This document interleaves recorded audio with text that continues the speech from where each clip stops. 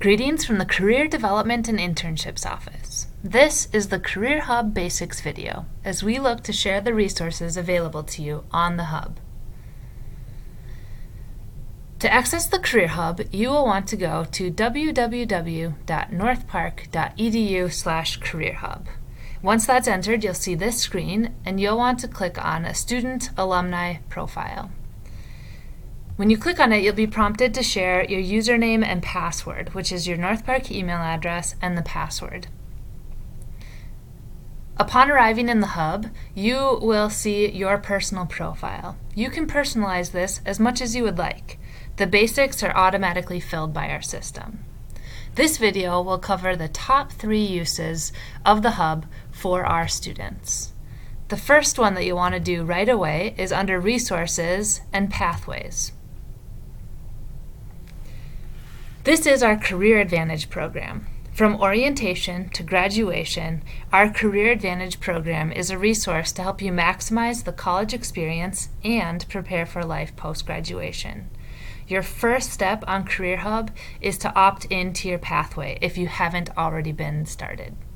Once you opt in, anything else you complete on the Hub will help you complete pathway activities and steps. That's why it's critical that you do this first at the beginning of every academic school year. Make sure that you choose the one that's most applicable to your situation. To learn more about Career Advantage and Pathways, please check out the Career Advantage Pathways video. The second use is under Jobs, Internships, and Volunteer Opportunities. Under here, you'll be able to see some automatic searches that are based on the major that you're interested in, the latest jobs, and trending jobs, but you'll also be able to access all jobs. Under this tab, you'll see most recent job postings. You also have the opportunity to filter it. One of the most common ways to filter is by position type. So if you're looking for an on-campus job, a part-time job, maybe a seasonal summer job, or an internship or a full-time position.